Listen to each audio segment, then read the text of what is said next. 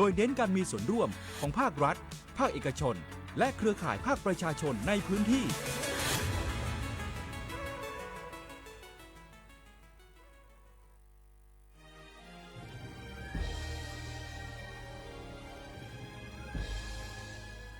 เกิดเป็นคนไทยเติบโตบนผืนแผ่นดินไทยจงภูมิใจในความเป็นไทยชาติไทยเรานั้นนับเป็นชาติที่มีความเป็นมาเก่าแก่ยาวนานเรามีภาษา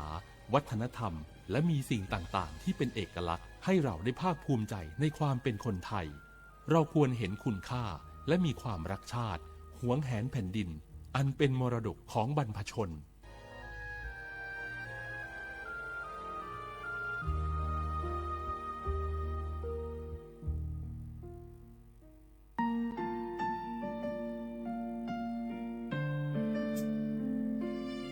ขอน้อมเกล้าถวายอาลัย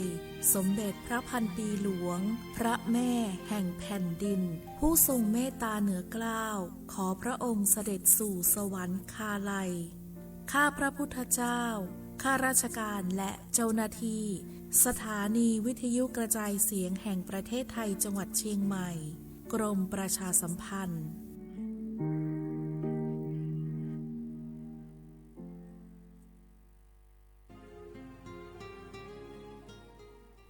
This is a moment of profound grief for the Kingdom of Thailand.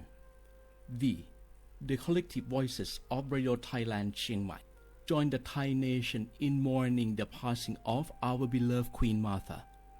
Her Majesty Queen Sirikit. Her life was a testament to the unwavering service, grace, and deep love for the Thai people. Our humble condolences and thoughts are with His Majesty the King, the royal family, and all the Thai people during this deeply sorrowful time. We will remember her forever.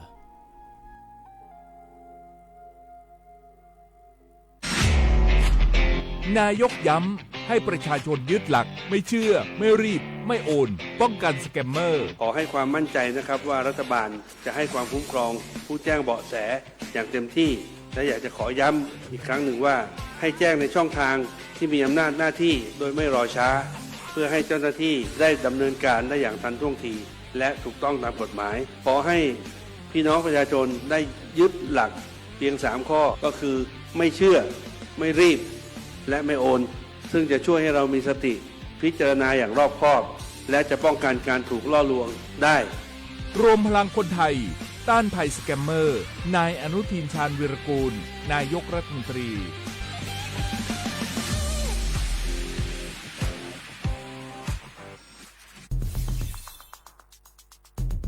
แค่3 ปีความเสียหายจากอาชญากรรมไซเบอร์ของคนไทยพุ่งทะลุถึง 94,000 ล้านบาทหรือเฉลี่ยปีละ 30,000 ล้านบาททุก1 ชั่วโมงเราเสียเงินกว่า 3.4 ล้านบาทให้กับมิจฉาชีพออนไลน์โจรไม่เห็นใจคนอาชีพไหนอายุเท่าไหร่สถานะทางการเงินแบบใดหมอพ่อค้านักธุรกิจนักเรียนแม่บ้านข้าราชการเกษียณทุกคนตกเป็นเหยื่อได้เสมอและวันหนึ่งอาจเป็นคุณหรือคนที่คุณรักเพราะจุดอ่อนร่วมของเหยื่อคือความเร่งรีบขาดสติหรือแม้แต่บางครั้งก็เกิดความโลภจนเกินไปอย่าปล่อยให้การกดคลิกเดียวลิงก์เดียวทำให้โจรยิ้มกว้างวันนี้ถึงเวลาแล้วที่คนไทยทุกคนจะต้องร่วมมือกันสร้างภูมิคุ้มกันอาชญากรรมไซเบอร์ช่วยกันหยุดก่อนที่ภัยไซเบอร์จะทำให้คนที่คุณรักและตัวคุณเองกลายเป็นเหยื่อ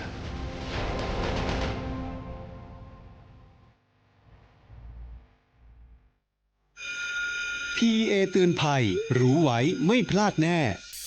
ระวังให้ดีคุณอาจจะเสียเงินในบัญชีโดยไม่รู้ตัวเพราะมิจฉาชีพมาหลายรูปแบบจริงๆโดยเฉพาะลิงก์ดาวน์โหลดต่างๆที่ส่งมาใน SMS ต้องระวังให้ดี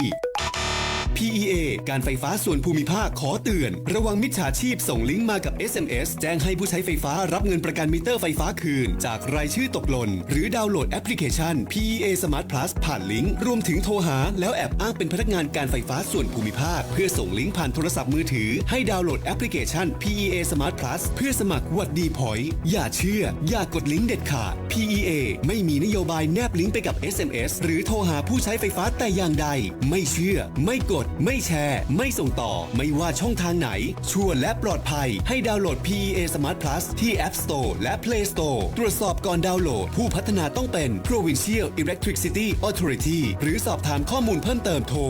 1129 PEA Contact Centerจากศาลากลางจังหวัดน่านหลังเก่าพัฒนาสู่การเป็นศูนย์การเรียนรู้นันทศิษย์ป่าคารโดยมูลนิธิรักป่าน่านนับเป็นพระมหากรุณาธิคุณที่สมเด็จพระกนิษฐาธิราชเจ้ากรมสมเด็จพระเทพรัตนราชสุดาสยามบรมราชกุมารีได้พระราชทานนามนันทศิษย์ป่าคารอันหมายถึงอาคารแห่งความรู้ทุกแขนงของจังหวัดน่านภายในประกอบด้วยห้องนิทรรศการเฉลิมพระเกียรติรัชกาลที่ 9 แสดงพระราชประวัติและพระราชกรณียกิจของพระผู้ทรงเป็นพลังแห่งแผ่นดินและต้นแบบของความเพียรรถพระที่นั่งอนุสรณ์แห่งการเสด็จเยี่ยมราษฎรในถิ่นทุรกันดารทั่วทุกภูมิภาคของไทยพิพิธภัณฑ์ศาลากลางจังหวัดน่านความทรงจำของอาคารหลังเก่าและการอนุรักษ์สิ่งสำคัญของเมืองน่านเทคโนโลยีกับมนุษย์จุดประกายความคิดสร้างสรรค์สู่การสร้างนวัตกรรมในอนาคตน่านซิมูเลชันแนวทางจัดการขยะที่ยั่งยืนเพื่อตระหนักถึงผลกระทบต่อสังคมเศรษฐกิจและสิ่งแวดล้อมห้องสมบัติน่านย้อนรอยสู่อดีตและความรุ่งเรืองของนครน่านผ่านเงินตราเครื่องเงินและผ้าทองเปิดให้เข้าชมฟรีไม่มีค่าใช้จ่ายตั้งแต่เวลา 9 นาฬิกาถึง 17 นาฬิกาหยุดทุกวันจันทร์และวันนักขัตฤกษ์มาร่วมอนุรักษ์สืบสานสร้างสรรค์ศิลปะวัฒนธรรมและวิทยาศาสตร์ของเมืองน่านคุณค่าที่น่าภาคภูมิใจ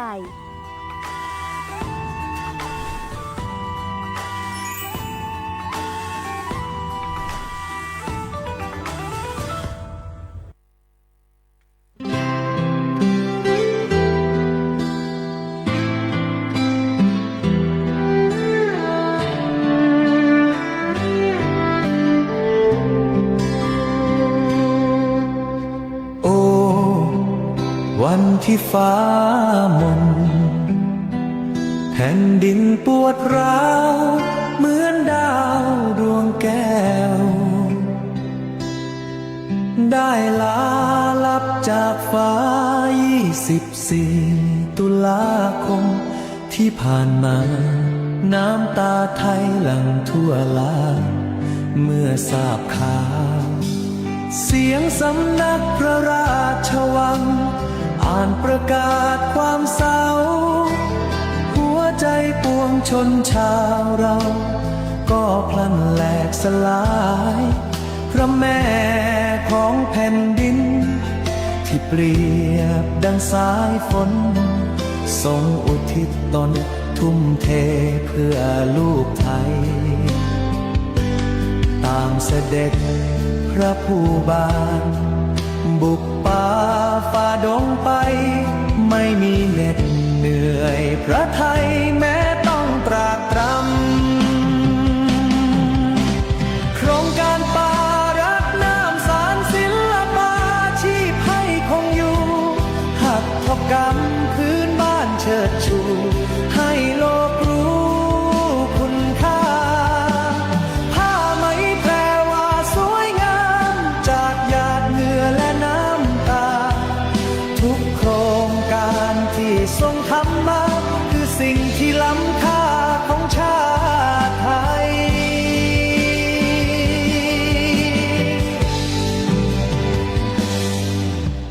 แม่ผู้เป็นที่รักยิ่งเสด็จสู่สวรรคาลัยรอยยิ้มและเมตตาสลักตราในดวงใจไม่มีวันจาง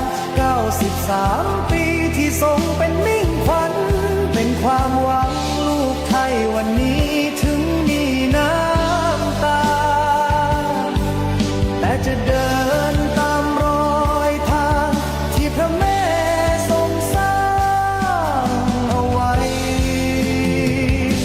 จะรักษาไว้ตลอดไป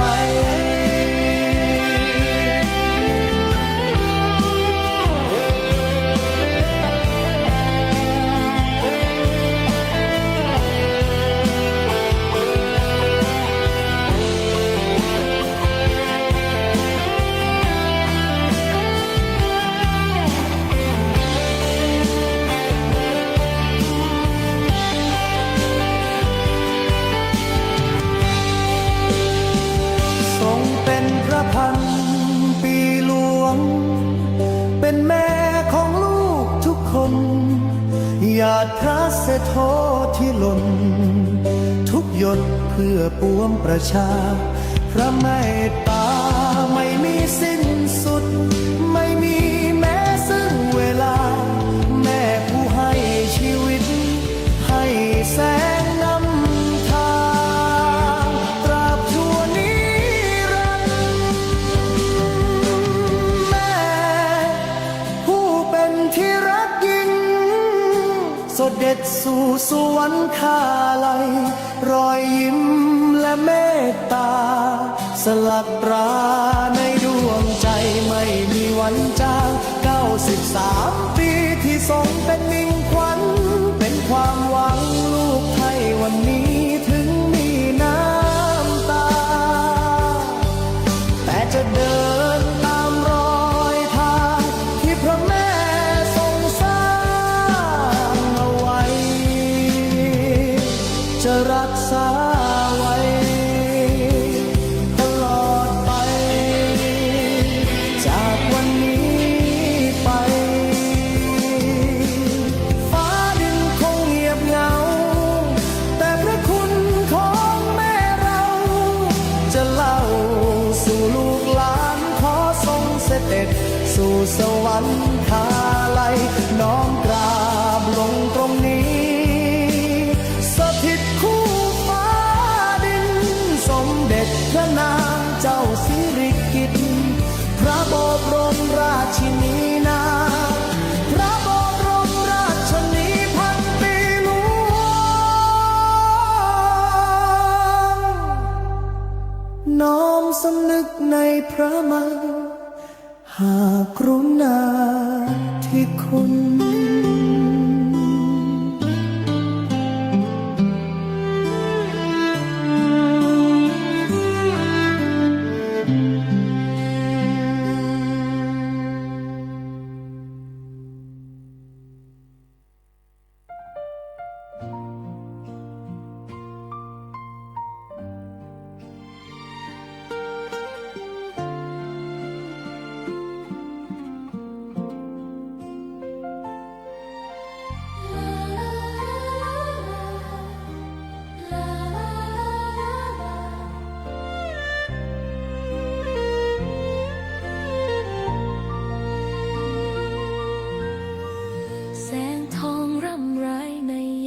อุตสายังเห็นพระเมตตาอยู่ทุกแห่งหนน้ำพระลมใจคน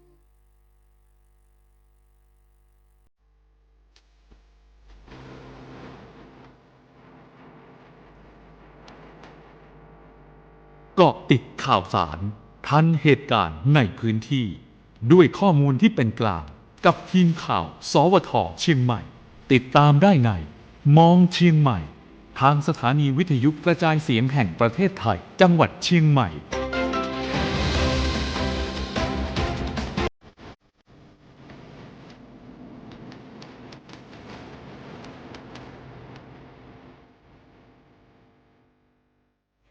สวัสดีค่ะต้อนรับคุณผู้ฟังเข้าสู่รายการมองเชียงใหม่กับทีมข่าวสวท.เชียงใหม่ค่ะเราเจอกันแบบนี้เป็นประจำในทุกวันจันทร์ค่ะคุณผู้ฟังยาวไปจนถึงวันพฤหัสบดีค่ะสัปดาห์นี้เราเจอกันเป็นสัปดาห์ที่3แล้วค่ะคุณผู้ฟังสัปดาห์ที่4แล้วด้วยนะคุณผู้ฟังวันนี้เราเจอกันในวันที่22เดือนธันวาคมพุทธศักราช2568ค่ะ มาถึงท้ายปีแล้วนะคะต้องบอกว่าท้ายปีท้ายเดือนนะคะจะก้าวเข้าสู่ปี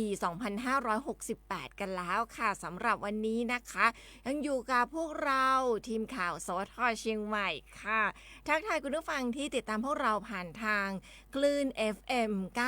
93.25 เมกะเฮิรตซ์นะของสวทเชียงใหม่และ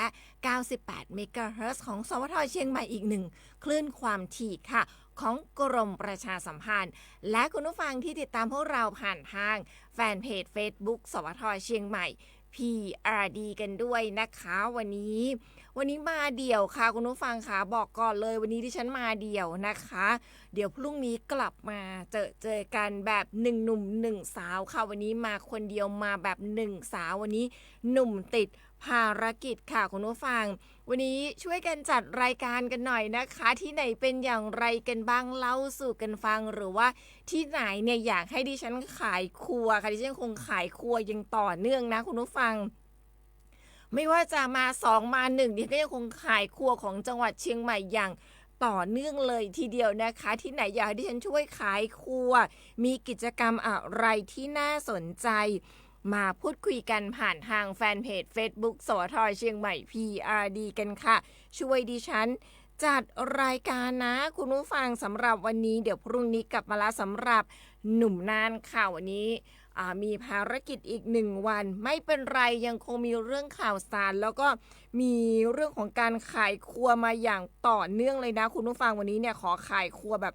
ต่อเนื่องแบบยาวๆเลยแล้วก็จะบอกคุณผู้ฟังว่าวันนี้เป็นอีก1วันนะคะบนยอดดอยอินทนนท์อุณหภูมิต่ำมากอุณหภูมิยอดดอยเมื่อเช้าเนี่ยเข้าไปแอบดูคุณผู้ฟัง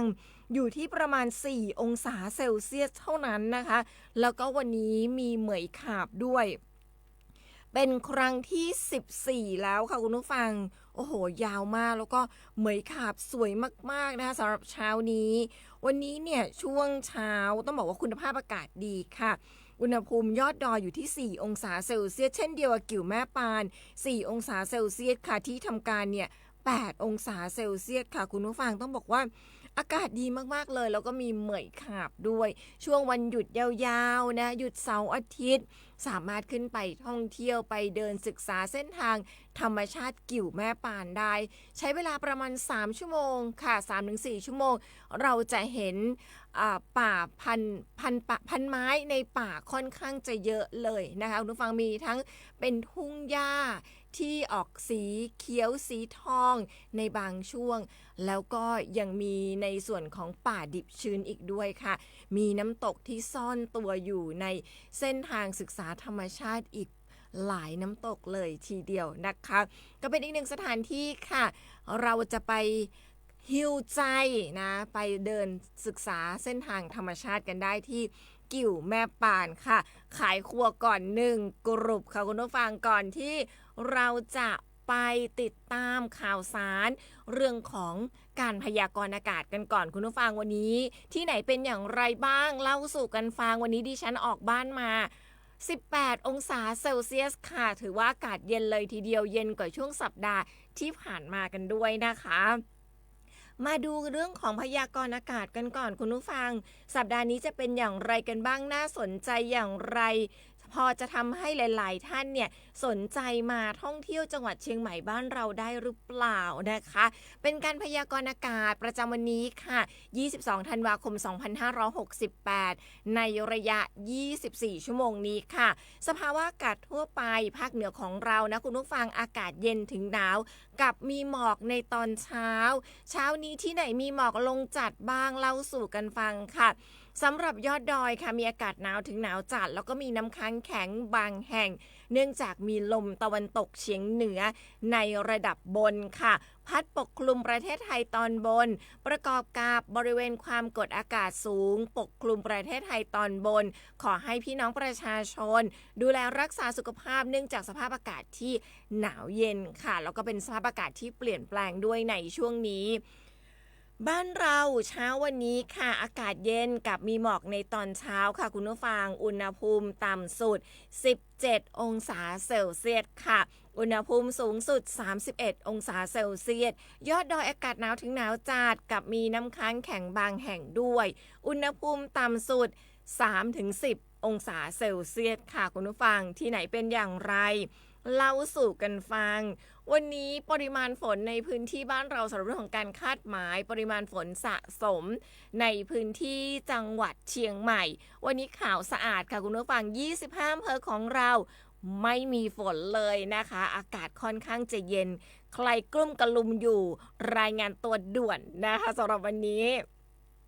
พยากรณ์อากาศค่ะช่วงทั้งสัปดาห์ค่ะ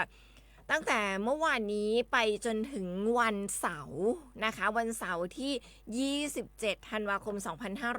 2568ไม่มีฝนเช่นเดียวกันกับวันนี้เลยค่ะทั้งสัปดาห์ค่ะคุณผู้ฟังอุณหภูมิอยู่ที่ประมาณ 17-18 องศาเซลเซียสสำหรับอุณหภูมิต่ำสุดนะคะอุณหภูมิสูงสุด 31-32 องศาเซลเซียสถือว่าสัปดาห์นี้ทั้งสัปดาห์อากาศหนาวเย็นเลยทีเดียวค่ะภาคพื้นอยู่ที่ 17-18 บนดอยจะอยู่ที่ประมาณ 4-5-6 น่าจะไม่ใช่เลข2ตัวน่าจะเป็นเลขตัวเดียวแล้วมีโอกาสที่จะเกิดแม่คะนิ้งแบบยาวๆเลยทีเดียวครั้งนี้ก็ครั้งที่14แล้วสำหรับบนยอดดอยอินทนนท์นะคะนี่ก็เป็นสภาพอากาศโดยรวมสำหรับวันนี้แล้วก็มีการคาดหมายในช่วงของสัปดาห์นี้ทั้งสัปดาห์ด้วยค่ะคุณผู้ฟังก็มาดูกันนะคะว่าเป็นอย่างไรกันบ้างดิฉันจะขออนุญาตไปทักทายคุณผู้ฟังกันก่อนแล้วกันนะคะสำหรับในช่วงนี้ว่าเป็นอย่างไรกันบ้างที่ไหนอากาศเป็นอย่างไรเล่าสู่กันฟังสักนิดนึงนะคะคุณผู้ฟังแต่ว่าตอนนี้เนี่ยในส่วนของอินเทอร์เน็ตดิฉันเนี่ยก็หมุนติวไม่มาเลยมาแล้วนะคะทักทายคุณผู้ฟังกันสักนิดหนึ่งสำหรับเช้านี้อยู่เป็นเพื่อนกันก่อนคุณผู้ฟังเช้านี้เช้าวันจันทร์นะคะไปดูกันค่ะว่าวันนี้อากาศเป็นอย่างไรกันบ้างทักทายคุณผู้ฟังเช้านี้ค่ะคุณพงศักดิ์บอกว่าสวัสดีครับคนเดียวนะวันนี้มาคนเดียวค่ะวันนี้ฉายเดี่ยวมาคนเดียวเลยทีเดียวนะคะคุณวารินค่ะสวัสดีค่ะวันนี้ป่าบงหนองหานอากาศดีค่ะที่นี่ก็อากาศดีค่ะแล้วก็อากาศค่อนข้างจะเย็นแดดก็น่าจะเริ่มแล้วนะคะเข้าห้องส่งมาน่าจะเริ่มมีแดดน่าจะเริ่มแพร่แล่กันแล้วค่ะคุณสิรินันท์ทักทายเรามาค่ะสวัสดีค่ะดีเจเสียงเพราะค่ะแม่ทาตอนเช้าอากาศเย็น15องศานะคะโอ้โหเย็นกว่าในตัวเมืองเชียงใหม่อีกนะคะแล้วก็บอกว่าตอนบ่ายอากาศร้อนค่ะใช่ค่ะตอนบ่ายอากาศค่อนข้างจะร้อนนะคะคุณสิรินันท์ค่ะส่งสติกเกอร์รูปดอกไม้มาเป็นกำลังใจให้เราค่ะคุณณภสรทักทายเรามาสวัสดีเจ้าวันนี้หนาวเย็น16องศาเจ้าวันนี้อากาศค่อนข้างจะหนาวนะคะ16องศาที่ไหนเป็นอย่างไรเล่าสู่กันฟังโอ้โหวันนี้กุ้มกันลุมกันหมดเลยคุณผู้ฟัง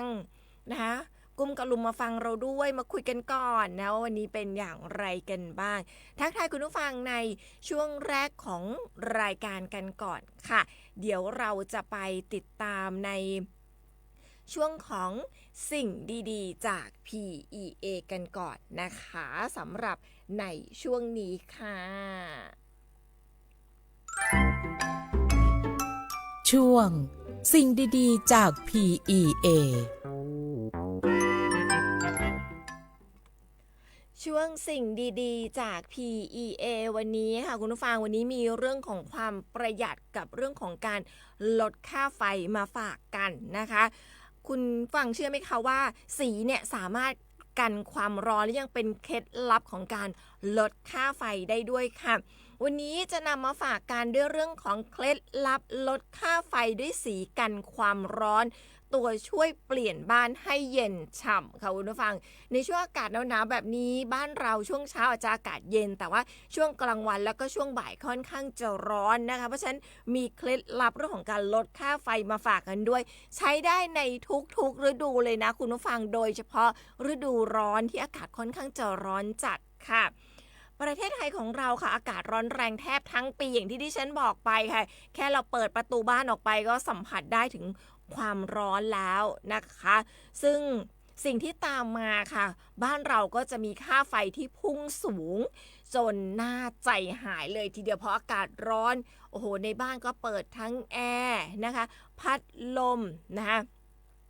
ซึ่งเราก็ต้องหาวิธีที่จะประหยัดพลังงานค่ะคุณผู้ฟังทั้งเปลี่ยนเรื่องของหลอดไฟเอาใครใช้แล้วบ้าง LED ค่ะปรับอุณหภูมิแอร์ให้เหมาะสมหรือเลือกใช้เครื่องใช้ไฟฟ้าที่มีเครื่องหมายเบอร์5ค่ะแล้วก็มีอีกวิธีหนึ่งอย่างที่จะบอกกันนะคะเป็นวิธีการที่จะช่วยทำให้บ้านเราเนี่ยเย็นลงอย่างเห็นผลแล้วก็ยังช่วยเรื่องของการใช้พลังงานได้แบบลงทุนครั้งเดียวแบบคุ้มไปยาวๆเลยคุณฟังนั่นก็คือการใช้สีกันความร้อนนะคะประเภทสีนะคะไม่ได้มีแต่ความสวยงามนะคะแต่ก็ยังสะท้อนเรื่องของรังสีความร้อนลดการดูดความร้อนของผนังทำให้บ้านไม่เก็บความร้อนไว้ทั้งวันค่ะผลลัพธ์ก็คืออากาศภายในบ้านก็จะเย็นลงแบบสัมผัสได้จริงเครื่องปรับอากาศค่ะไม่ต้องทำงานหนักลดค่าไฟได้อีกด้วยค่ะ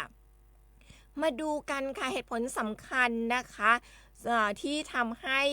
สีกันความร้อนเนี่ยสามารถลดความร้อนหรือว่าช่วยให้เราเนี่ยสามารถมีความรู้สึกว่าบ้านเย็นขึ้นได้จริงก็เนื่องจากว่าสีกันความร้อนค่ะมีส่วนผสมที่ช่วยสะท้อนรังสีความร้อนไม่ว่าจะเป็นรังสี UV หรือว่ารังสีอินฟราเรดจากแสงแดดที่สาดส่องลงมาบนผนังบ้านเมื่อผนังสะท้อนความร้อนออกไปค่ะแทนที่จะดูดซับเข้าตัวบ้านผนังก็จะไม่สะสมความร้อนไว้ทั้งวันค่ะทำให้บ้านเราเนี่ยเย็นลงต่างจากสีทาบ้านแบบธรรมดานะซึ่งจะค่อยๆดูดซึมความร้อนเข้าไปในผนังในช่วงแดดจัดแล้วก็คายความร้อนออกมาช้าๆทำให้บ้านยังร้อนอบอ้าวแม้ว่าจะเป็นในช่วงเย็นๆแล้วก็ตามค่ะเมื่อบ้านเย็นขึ้นนะเครื่องปรับอากาศของเราก็ใช้พลังงานน้อยลงส่งผลให้ค่าไฟฟ้าลดลงแล้วก็ประหยัดพลังงานในระยะยาวค่ะเพราะฉะนั้นก็คือต้องเป็นสีที่สะท้อนรังสี UV หรือรังสีในส่วนของอินฟราเรดกันด้วยนะคะมาดูเรื่องโทนสีกันบ้างค่ะคุณผู้ฟังโทนสีก็ช่วยได้เหมือนกันนะคะสำหรับในเรื่องของทำให้บ้านเราเย็นค่ะโทนสีที่ช่วยให้บ้านเย็นขึ้นนั่นก็คือโทนสีเหลืองครีมค่ะจะให้ความอบอุ่นนะคะผ่อนคลายเหมาะกับห้องนั่งเล่นแล้วก็ห้องครัวค่ะโทนสีเขียวอ่อนให้ความรู้สึกเย็นสบายร่มรื่นช่วยให้รู้สึกผ่อนคลายสบายตาเหมาะกับห้องนอนแล้วก็ห้องนั่งเล่นมีโทนสีฟ้าด้วยให้ความสงบโปร่งโล่งสบายตาเหมาะกับห้องทำงานห้องนอนและห้องน้ำค่ะโทนสีชมพูถึงม่วงอ่อนค่ะก็ให้บรรยากาศอ่อนหวานนุ่มนวลเหมาะกับห้องนั่งเล่นหรือห้องทานอาหารโทนสีเทา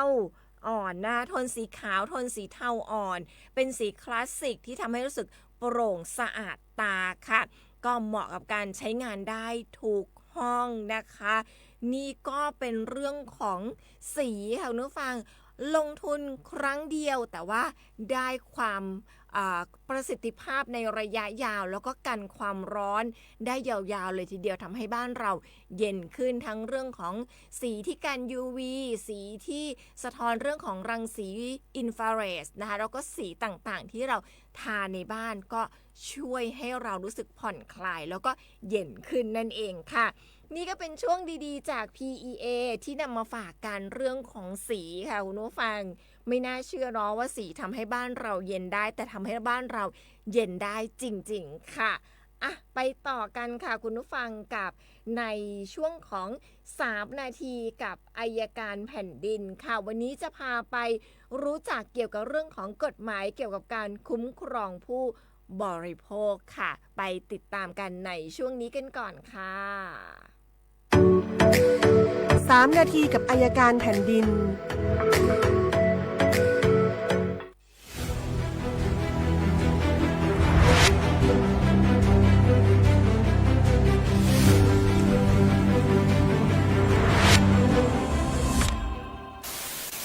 ส วัสดีครับ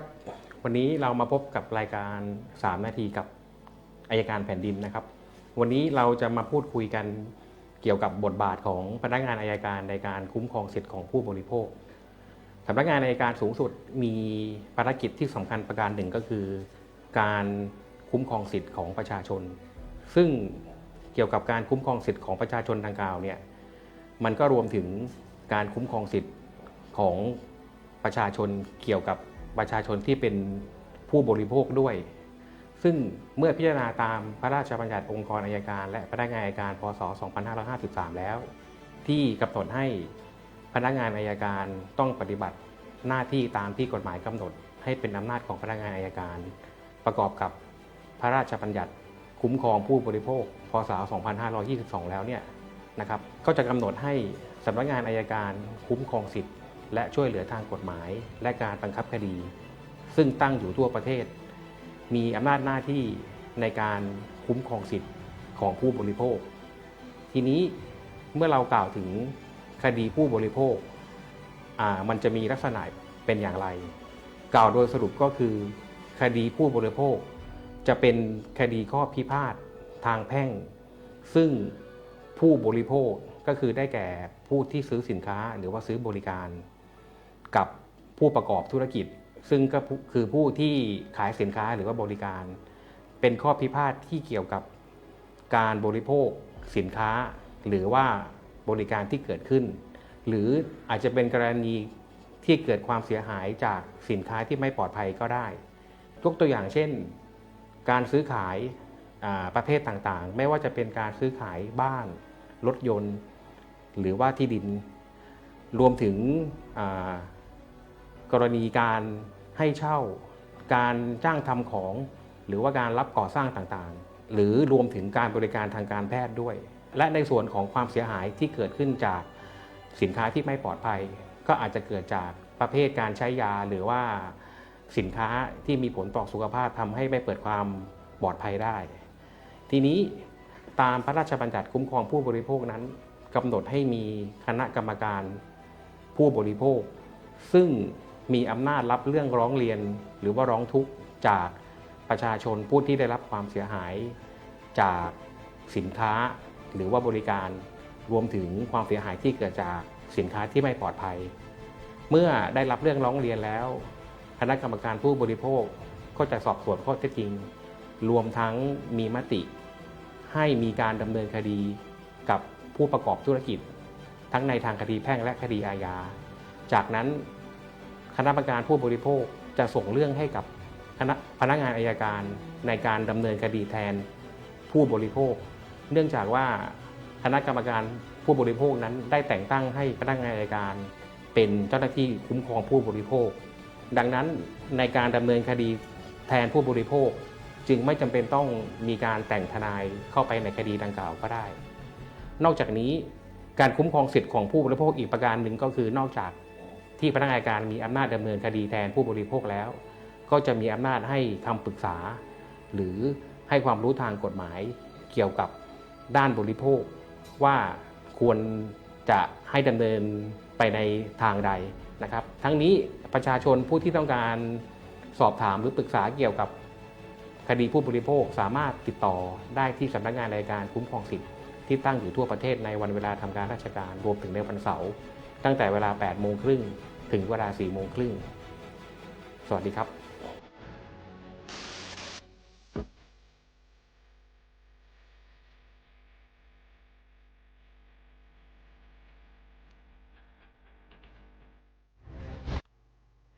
นี่ก็เป็นเรื่องของ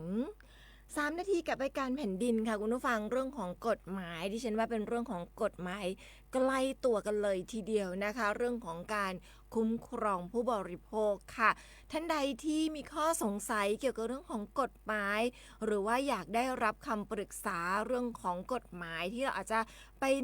มีปัญหาในเรื่องของการกู้ยืมมีปัญหาในเกี่ยวกับเรื่องของการละเมิดต่างๆนะคะก็สามารถปรึกษาสำหรับอัยการกันได้ค่ะที่สายด่วน1157 หรือว่า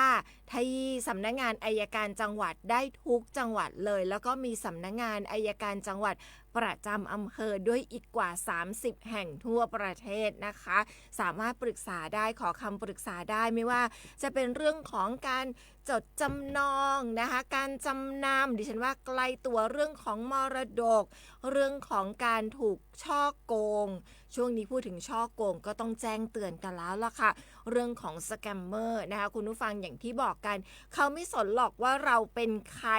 เงินเดือนละเท่าไหร่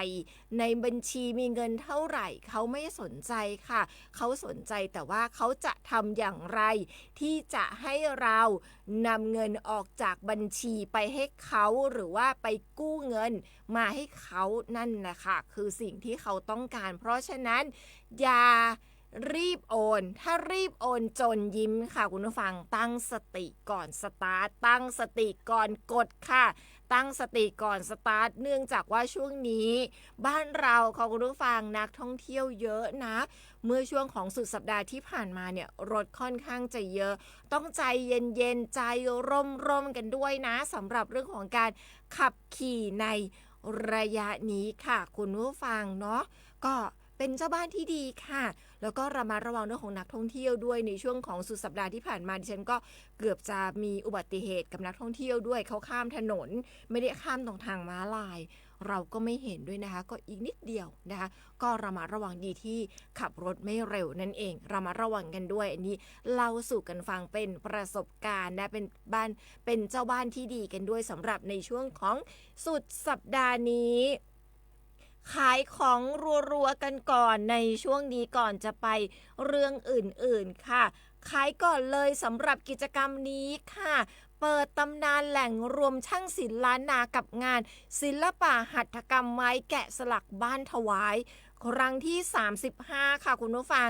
จัดขึ้นนะคะในระหว่างวันที่26ถึง28ธันวาคม2568สุดสัปดาห์นี้แหละศุกร์เสาร์อาทิตย์ค่ะที่หมู่บ้านที่ขุนคงที่บ้านถวายแหละค่ะที่หมู่บ้านถวายหมู่ที่2ตำบลขุนคงอำเภอหางดงจังหวัดเชียงใหม่นะคะที่ศูนย์หัตถกรรมไม้แกะสลักบ้านถวายค่ะคุณผู้ฟังซึ่งก็จะมีกิจกรรมหลากหลายเลยทีเดียวนะคะมีการจัดนิทรรศการแสดงสินค้าโอท็อปของหมู่บ้านต่างๆในอำเภอหางดงมี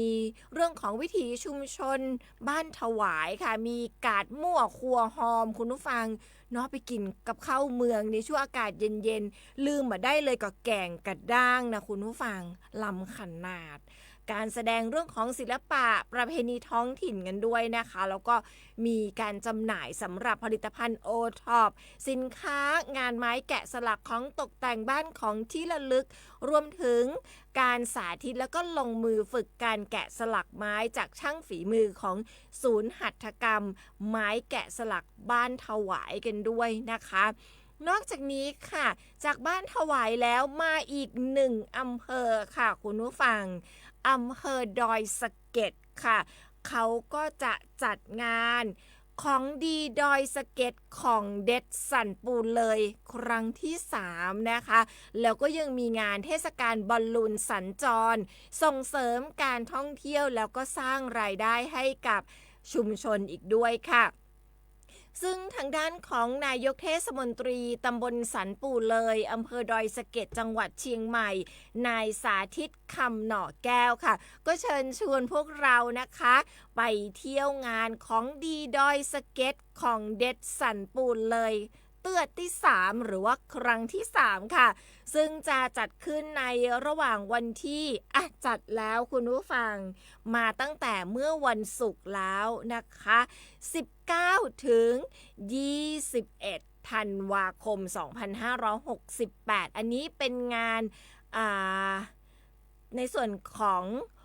ดีดอยสะเก็ดของเด็ดสันปูเลยนะคะจัดขึ้นที่เทศบาลตำบลสันปูเลยอำเภอดอยสะเก็ดค่ะแล้วเขาจะจัดต่อเนื่องสำหรับเทศกาลบอลลูนสัญจรค่ะครอบครัวสุขสันต์เชียงใหม่บอลลูน Family Fun Fair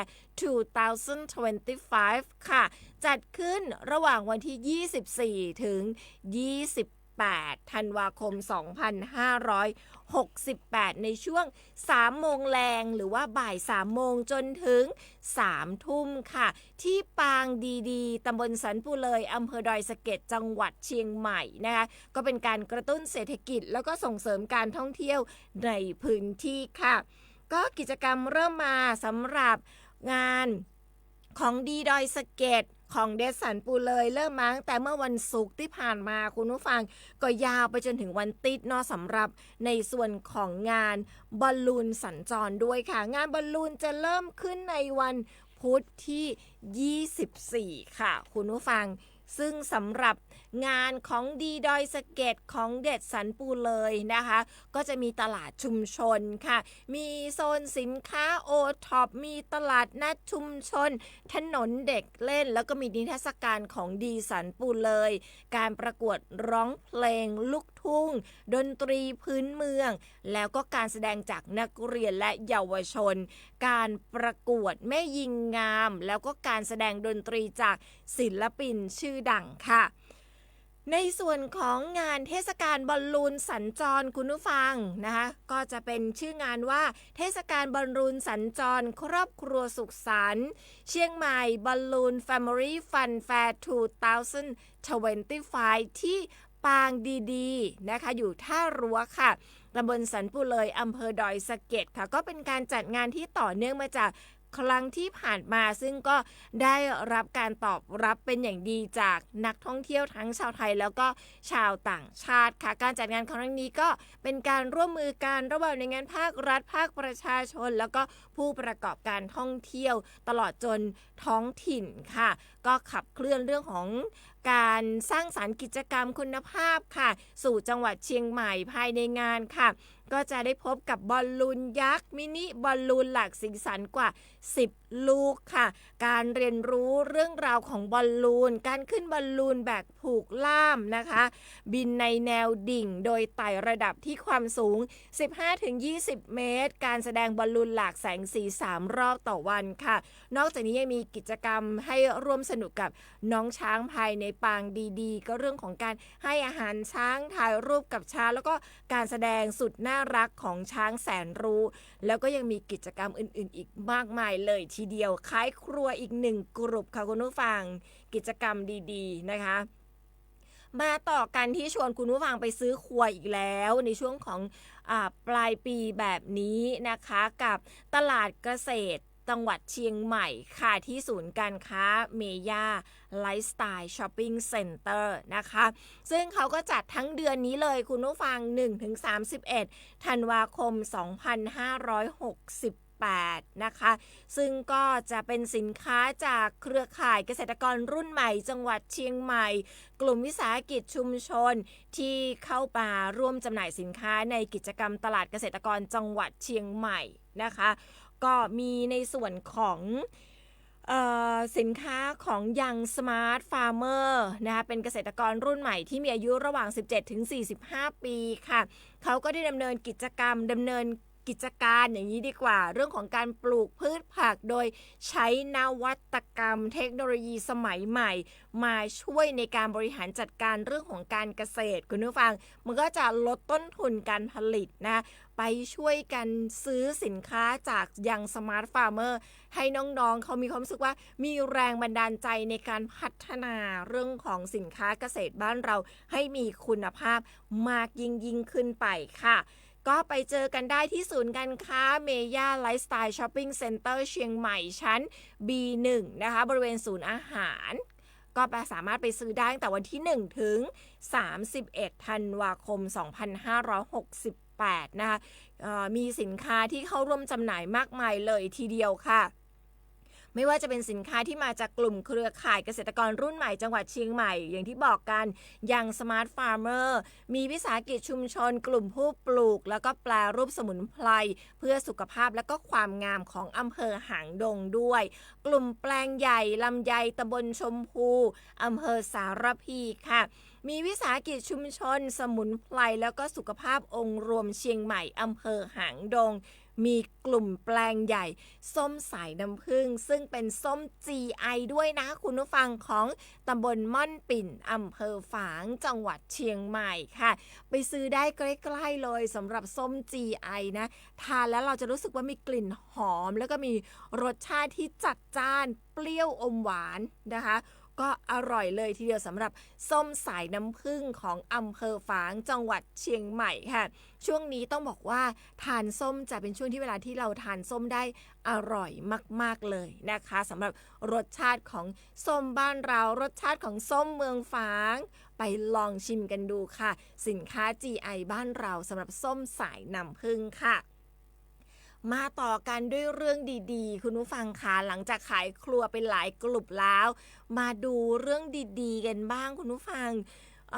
ต้องเป็นเรื่องที่แบบอยากจะยิ้มกว้างๆนะคะเชียงใหม่ของเราค่ะคว้ารางวัลชมเชยระดับประเทศในเรื่องของการขับเคลื่อนสังคมปลอดเหล้า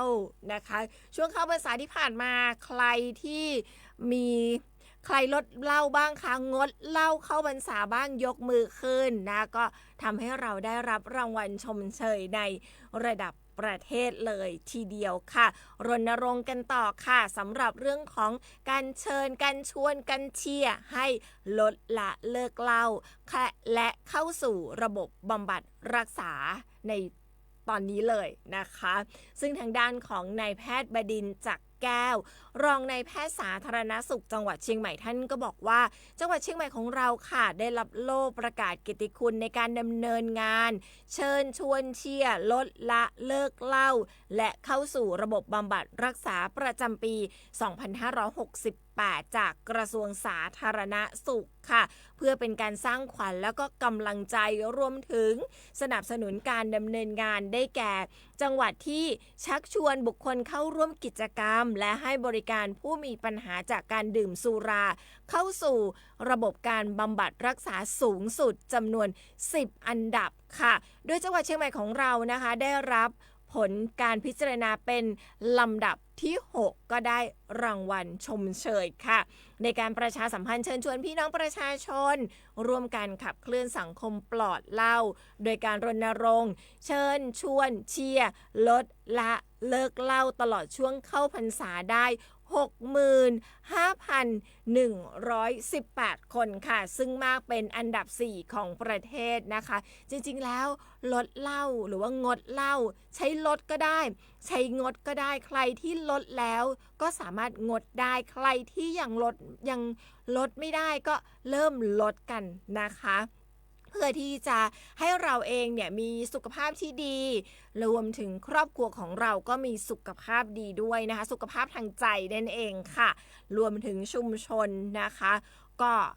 เทศกาลเข้าพรรษาที่ผ่านมาก็จะเป็นช่วงเวลาของการละเว้นความชั่วทำความดีแล้วก็พัฒนาจิตใจก็ทำให้พี่น้องหลายๆคนก็เลือกในช่วงเวลาเข้าพรรษา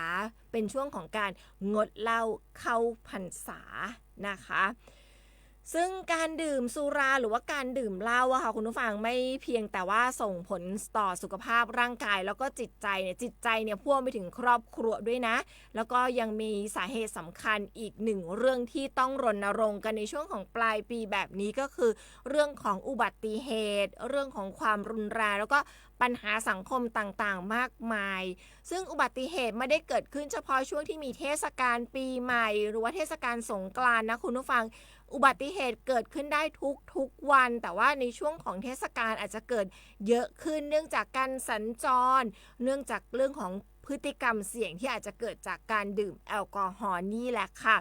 ซึ่งการงดเหล้าเข้าพรรษาก็ไม่เพียงเป็นการเลิกนิสัยชั่วคราวนะคะแต่ว่า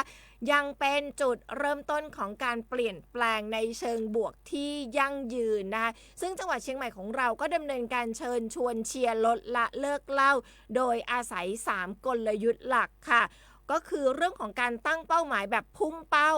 มุ่งเน้นเชิญชวนกลุ่มผู้ดื่มแอลกอฮอล์แล้วก็ผู้ที่เคยดื่มแล้วก็พยายามหยุดดื่มแล้วก็การใช้องค์กรเครือข่ายในพื้นที่โดยเฉพาะผู้นำชุมชนผู้นำศาสนาอาสาสมัครสาธารณสุขประจำหมู่บ้านเครือข่ายประชาสังคมรวมทั้ง คนหัวใจเพชรก็คือคนที่สามารถเลิกดื่มแอลกอฮอล์ได้แล้วนั่นเองเขาจะเรียกว่าคนหัวใจเพชรค่ะเชิญชวนเชียร์แล้วก็3ค่ะก็เป็นการสื่อสารเชิงบวกเน้นให้เห็นถึงประโยชน์1ลด3เพิ่มอะไรเอ่ยก็คือลดการดื่มแอลกอฮอล์ก็จะเพิ่ม1เลยเพิ่มเงินในกระเป๋าเพิ่มภูมิคุ้มกันร่างกายแล้วก็เพิ่มความสุขในครอบครัวนั่นเองค่ะคุณผู้ฟังก็เป็นเรื่องที่ดีนะคะสำหรับเรื่องของการเลิกดื่มเครื่องดื่มแอลกอฮอล์ค่ะคุณผู้ฟังซึ่งในช่วงนี้เราก็ยังคงต้องรณรงค์เรื่องของอุบัติเหตุในช่วงของเทศกาลปีใหม่ก็ยังต้องรณรงค์ว่าคืออยากให้เป็นการสังสรรค์คุณผู้ฟังถือว่าสังสรรค์อยู่ที่บ้านแล้วเนี่ยซื้อของให้ครบเลยนะคะสิ่งที่เราจะรับประทานในวันนั้นอาจจะมีการเค้าท์ดาวน์31ต่อวันที่1คุยแบบนั่งกินกันยาวๆก็ซื้อของให้ครบเลยไม่ต้องออกมาซื้อกลางดึกหรือว่าเริ่มมีอาการมึนเมาแล้วเริ่มออกมาซื้อของต้องบอกว่าอยากให้ซื้อให้ครบเลยเพื่อที่ลดปัจจัยเสี่ยงหรือว่าลดพฤติกรรมเสี่ยงของการเกิดอุบัติเหตุนั่นก็คือเมาแล้วขับในเส้นทางรองนะคุณผู้ฟังแล้วก็ช่วงนี้เราก็จะใช้ในส่วนของด่านชุมชนผู้ใหญ่บ้านผู้นำศาสนาผู้นำชุมชนผู้นำจิตวิญญาณในเรื่องของการขอความร่วมมือเรื่องของไม่ขี่มอเตอร์ไซค์เห็นแล้วเริ่มเมาละเซไปเซมาผู้ใหญ่บ้านอาจจะต้องคุยกันบอกกันนอนก่อนเดี๋ยวคือไข่ไปซื้อของอะไรแบบนี้นะคะต้องช่วยกันดิฉันมองว่าเรื่องของชุมชนเป็นเรื่องสำคัญกฎของชุมชนเป็นเรื่องสำคัญที่ดูแลซึ่งกันและกันเนื่องจากว่าช่วงวันศุกร์ที่ผ่านมาเล่าหน่อยคุณผู้ฟังในช่วงของวันศุกร์ที่ผ่านมาดิฉันคุณคมสันนะคะแล้วก็น้องแมนช่างเทคนิคน้องแมนก็ไปช่วยถ่ายคลิปเราไปทำสกู๊ปกันนะไปเก็บข้อมูลทำสกู๊ปเรื่องของชุมชนเข้มแข็งต่อต้านยาเสพติดกันมาคุณผู้ฟังดิฉันเห็นถึงความเข้มแข็งของชุมชนก็พอเห็นเรื่องความเข้มแข็งของชุมชนด้านยาเสพติดเนี่ยทำให้ชุมชนเนี่ยป้องกันเรื่องยาเสพติดในชุมชนได้แล้วก็สามารถพ่วงถึงเรื่องของการกระทำผิดในด้านอื่นๆคือมีการตั้งด่านชุมชนมีการเรื่องของการคัดกรองผู้ที่เคยเสพยาหรือว่าผู้ที่เป็นกลุ่มเสี่ยงมีการตรวจฉี่คุณผู้ฟังหรือว่าตรวจปัสสาวะดูว่ามีสารในปัสสาวะหรือเปล่าแล้วก็ที่สำคัญมีการตั้งด่านตรวจของชุมชนนะเป็นความร่วมมือทางเรื่องของปกครองทหารตำรวจแล้วก็ชุมชนแต่ว่าเขาไม่ได้ดูเฉพาะเรื่องของยาเสพติดคุณผู้ฟังเขาดูเรื่องของการกระทำผิดในด้านต่างๆเรื่องของจราจรเพิ่นว่าตอนที่เราไปทำคลิปก็มีน้องขี่มอเตอร์ไซค์ที่เปลี่ยนท่อดังๆที่สร้างความเดือดร้อนให้กับประชาชนนะคะเขาก็มีการดำเนินการให้ถอดออกไม่สามารถใส่ได้ก็ให้เลือกได้นะว่าจะถอดที่นี่ตรงจุดนี้แล้วกลับไปใส่ท่อเดิมหรือจะไปโรงพักหรือว่าจะไปเสียค่าปรับนะคะก็เป็นกฎในหมู่บ้านที่ดิฉันบอกแล้วว่าสร้างเรื่องดีๆให้กับชุมชนแล้วก็สร้างเรื่องดีๆให้กับสังคมในภาพรวมใหญ่ๆได้เลยคุณผู้ฟังคือเริ่มต้นจากชุมชนเล็กๆขยายออกไปเรื่อยๆเป็นการขยายผลนี่ก็คือเรื่องของชุมชนเข้มแข็งซึ่งสามารถนำมาใช้ได้ในช่วงของปลายปีแบบนี้ชุมชนเข้มแข็งต้องร่วมมือกันทั้งผู้ใหญ่บ้านผู้นำชุมชนตัวเราเองอสม.ต้องร่วมด้วยช่วยกันเพื่อลดปัญหาอุบัติเหตุนะคะลดการสูญเสียทั้งทรัพย์สินทั้งชีวิตของพวกเรานั่นเองค่ะเล่าสู่กันฟังนำมาฝากกันนะคะสำหรับเรื่องราวดีๆที่ไปเห็นมาในช่วงของสัปดาห์ที่ผ่านมาจากการไปทำเรื่องของสกู๊ปข่าวค่ะด้านยาเสพติดเดี๋ยวยังไงเดี๋ยวจะนำมาเปิดให้ฟังกันในสัปดาห์หน้าแล้วกันนะคะในรายการมองเชียงใหม่นี่แหละหรือไม่ก็อาจจะเป็นช่วงปลายสัปดาห์นะคะขออนุญาตในเรื่องของการดำเนินการผลิตสักนิดหนึ่งทักทายคุณฟังกันในช่วงของท้ายรายการกันสักนิดหนึ่งก่อน 8:55 นาทีกันแล้วนะคะขออนุญาตทักทายคุณผู้ฟังสักนิดหนึ่งวันนี้ใครเข้ามาอยู่เป็นเพื่อนดิฉันกันบ้างอยู่คนเดียวเหงาจังมาเป็นเพื่อนกันสักนิดหนึ่งนะคะมาแล้วนะคะ คุณพระเครื่องค่ะส่งสติกเกอร์กระจายเสียงมาเป็นกำลังใจให้ดิฉันด้วยสำหรับวันนี้นะคะคุณสุคนค่ะทักทายมาสวัสดีเจ้าสันปะตองอากาศเย็นๆเจ้านะคะขอบพระคุณทักทายยามเช้าสวัสดีค่ะคุณพระเครื่องทั่วไทยค่ะสวัสดีมีความสุขยามเช้าครับทุกท่านนครศรีเช้านี้หมอกลงจัดมากๆหนาวขี่รถมาดูทางไม่เห็นเลยครับนะหมอกลงจัดต้องระมัดระวังเปิดไฟหน้ารถกันด้วยนะคะถ้าขับขี่ในเส้นทางที่มีหมอกลงจัดค่ะคุณมีเพื่อนเป็นคนดีนะทักทายมาสวัสดีครับพี่พิมลการอยากรู้ว่ารองผู้ว่าราชการจังหวัดแม่ฮ่องสอนที่ย้ายมาเป็นรองผู้ว่าราชการจังหวัดเชียงใหม่ชื่ออะไรครับชื่อนายบุญลือธรรมธนานุรักษ์ค่ะก็จะมาเป็นท่านรองผู้ว่าราชการจังหวัดเชียงใหม่แทนท่านวรพงษ์ฤทธิ์รอดนะคะท่านวีรพงษ์ฤทธิ์รอดรองผู้ว่าราชการจังหวัดเชียงใหม่ซึ่งปัจจุบันท่านเป็นผู้ว่าราชการจังหวัด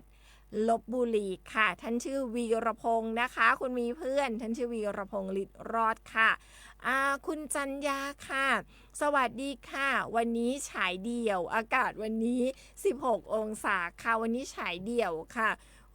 คุณผู้ชายติดภารกิจนะคะหนุ่มน่านติดภารกิจเดี๋ยวพรุ่งนี้มาครบแน่นอนค่ะคุณโสพลนะทักทายเป็นสติ๊กเกอร์รูปหัวใจมาเป็นกำลังใจให้เราค่ะคุณสาธรบอกว่าทักทายดิฉันนะคะผู้ดำเนินรายการทีมงานแล้วก็ผู้ฟังตึงมวลครับผมอยู่ที่บ้านแม่ขาใต้ตำบลป่าแดดอำเภอเมืองเชียงใหม่ตอนนี้อากาศ19องศาเมื่อเช้าอากาศ15องศาหนาวเหมือนกันนอนกุ้มกับลุมชอบฟังรายการนี้นะคะได้สาระความรู้ดีขนาดขอบคุณนักๆครับผมขอบคุณเจ้าขอบคุณเช่นกันเจ้าคุณน้อยค่ะทักทายเราเป็นสติกเกอร์รูปหัวใจลุงแป๊ะทักทายยามเช้าจ้าสวัสดียามเช้าค่ะลุงแป๊ะแล้วก็ส่งสติกเกอร์รูปหัวใจมาเป็นกำลังใจให้เราด้วยนะคะคุณสิริพรส่งสติกเกอร์รูปหัวใจเป็นกำลังใจให้ดิฉันขอบพระคุณสำหรับเช้านี้ค่ะคุณนึกแสงบุญบอกว่าเจ้านี้ดอยเกตเย็นขนาดเนอใส่เสื้อหนาๆเนอครับขอบคุณเจ้าทักทายคุณผู้ฟังในช่วงที่2ของรายการแล้วก็เป็นช่วงท้ายรายการกันแล้วด้วยนะคะท้ายรายการนี้คงต้องฝากเน้นย้ำเรื่องของสแกมเมอร์เรื่องของการหลอกลวงในเป็นอาชญากรรมทางเทคโนโลยีการหลอกลวงในแพลตฟอร์มต่างๆไม่ว่าจะหลอกให้รักหรือว่าหลอกให้ลงทุนคุณผู้ฟังเขายังคงใช้กลวิธีหรือวิธีการเดิมๆแต่เปลี่ยนคนที่ถูกหลอกไปเรื่อยๆเพราะฉะนั้นอย่าหลงเชื่อค่ะตั้งสติก่อนที่จะกดนะคะอย่างที่ได้บอกเลยตลอดเลยว่ารีบโอนโจรยิ้มตั้งสติค่ะบางทีเข้ามาในหลายรูปแบบบางทีมาในรูปแบบของการข่มขู่บอกเป็นเจ้าหน้าที่ของรัฐเป็นตำรวจตั้งสติก่อนค่ะถ้าเราไม่ได้เกี่ยวข้องไม่มีทางที่เขาจะสามารถดึงเงินใดๆจากเราไปได้เลยตั้งสติให้ดีเขามีในเรื่องของจิตวิทยาในการพูดที่ค่อนข้างจะดีนะคุณผู้ฟังทำให้เราหลงเชื่อได้เพราะฉะนั้นเราต้องตั้งสติเป็นอันดับแรกฝากทิ้งท้ายในช่วงของท้ายรายการมองเชียงใหม่ค่ะเรากลับมาเจอกันใหม่ในวันพรุ่งนี้สำหรับทีมข่าวสวท.เชียงใหม่มาครบทีมแน่นอนเม้ามอยเหมือนเดิมขายครัวเหมือนเดิมเรื่องราวข่าวสารเต็มเอียดเหมือนเดิมค่ะวันนี้ไปก่อนสวัสดีค่ะ